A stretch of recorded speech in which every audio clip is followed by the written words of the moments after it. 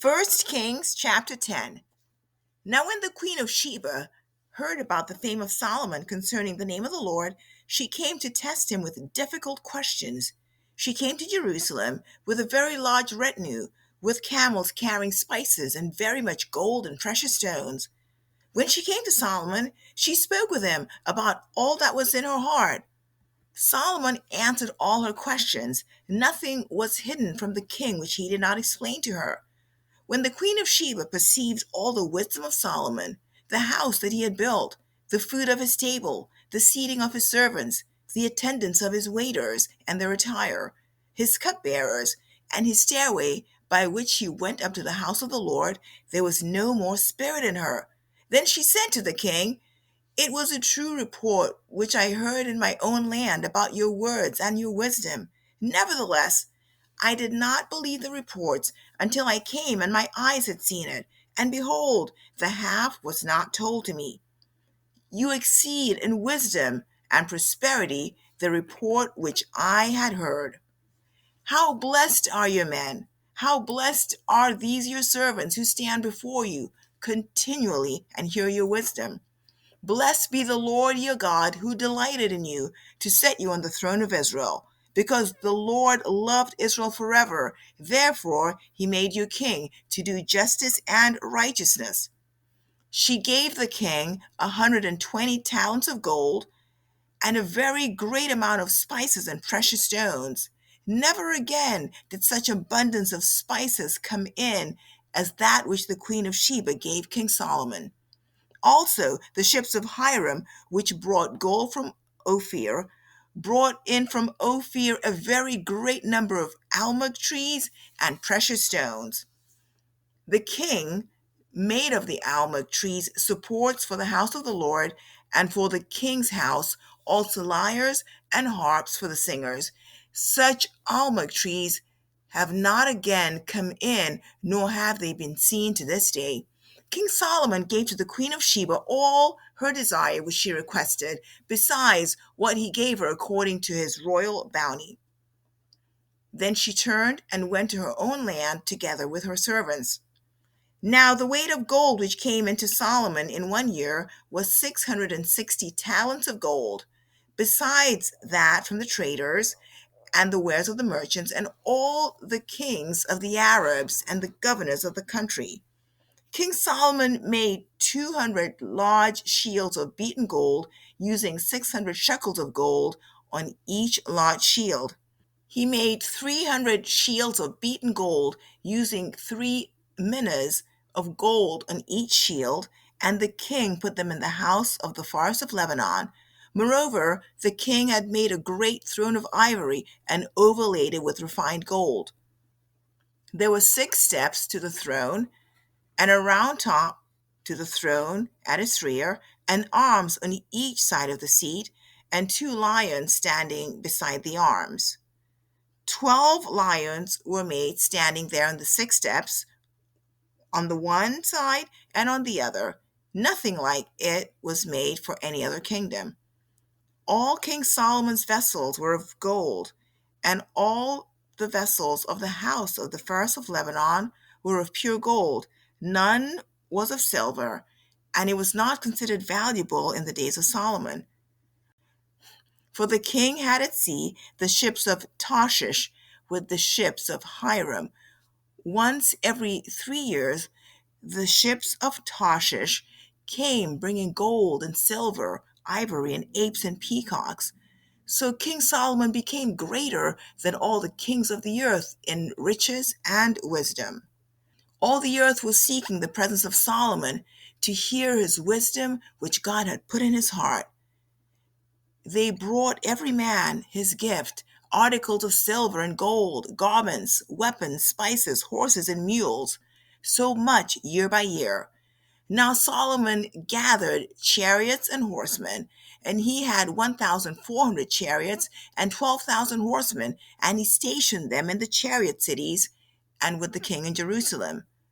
The king made silver as common as stones in Jerusalem, and he made cedars as plentiful as sycamore trees that are in the lowland. Also, Solomon's import of horses was from Egypt and Kew.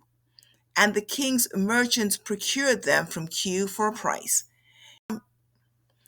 A chariot was imported from Egypt for 600 shekels of silver, and a horse for 150, and by the same means they exported them to all the kings of the Hittites and to the kings of the Arameans. 1 Kings chapter 11.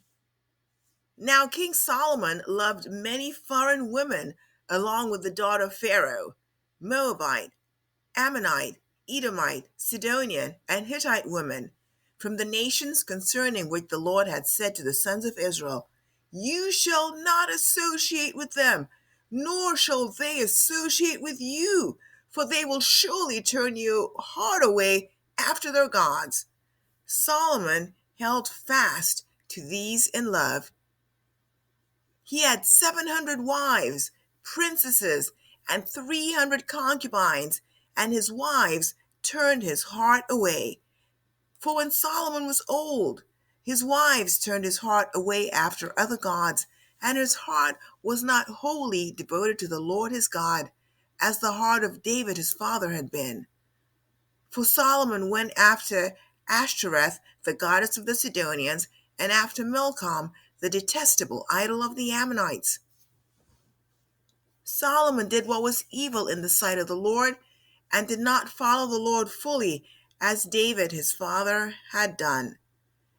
Then Solomon built a high place for Chemoth, the detestable idol of Moab, on the mountain which is east of Jerusalem, and for Molech, the detestable idol of the sons of Ammon. Thus also he did for all his foreign wives, who burned incense and sacrificed to their gods.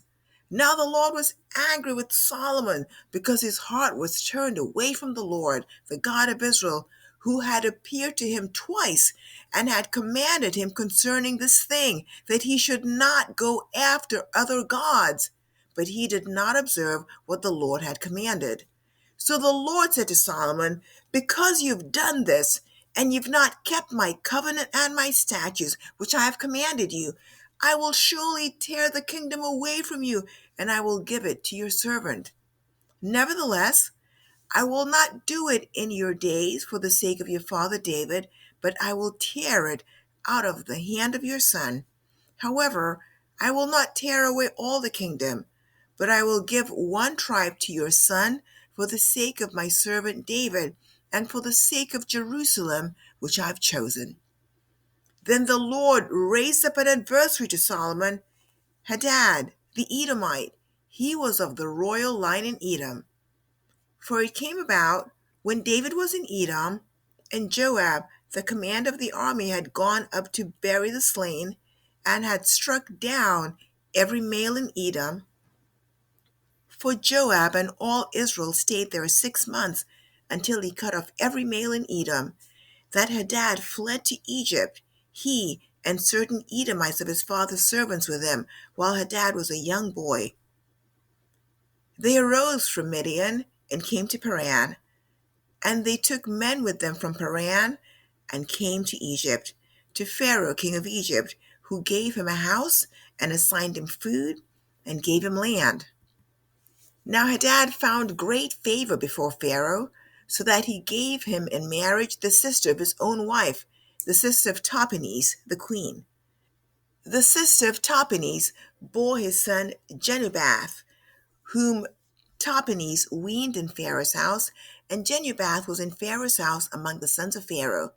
But when Hadad heard in Egypt that David slept with his fathers, and that Joab, the commander of the army, was dead, Hadad said to Pharaoh, "Send me away, that I may go to my own country."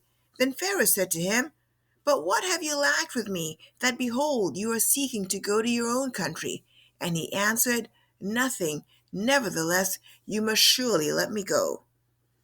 God also raised up another adversary to him, Rezon, the son of Eliada, who had fled from his lord Hadadezer, king of Zobah.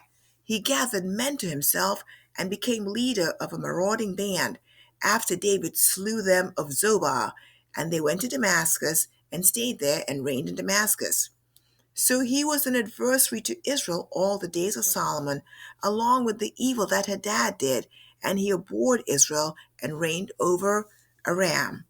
Then Jeroboam, the son of Nebat, an Ephraimite of Zeradah, Solomon's servant, whose mother's name was Zeruiah, a widow, also rebelled against the king.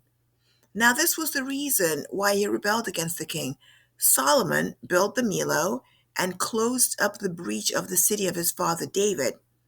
Now the man Jeroboam was a valiant warrior, and when Solomon saw that the young man was industrious, he appointed him over all the forced labor of the house of Joseph.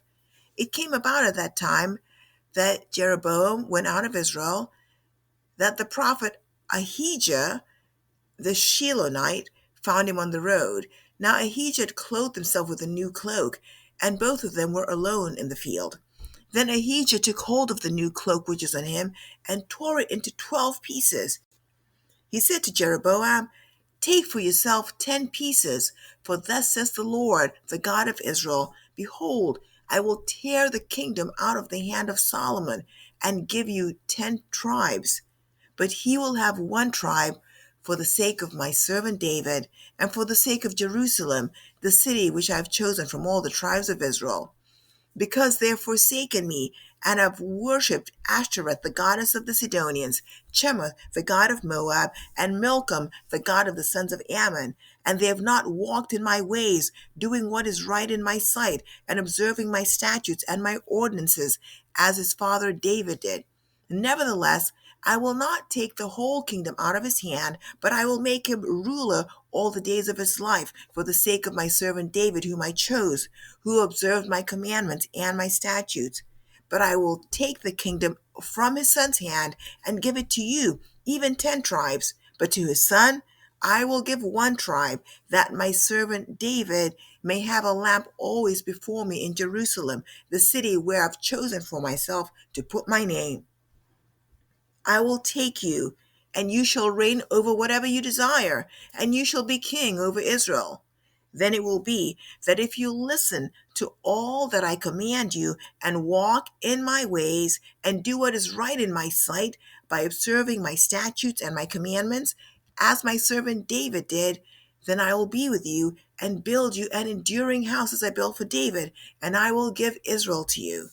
Thus I will afflict the descendants of David for this, but not always." Solomon sought therefore to put Jeroboam to death, but Jeroboam arose and fled to Egypt, to Shishak king of Egypt, and he was in Egypt until the death of Solomon. Now the rest of the acts of Solomon, and whatever he did, and his wisdom, are they not written in the book of the acts of Solomon? Thus the time that Solomon reigned in Jerusalem over all Israel was 40 years.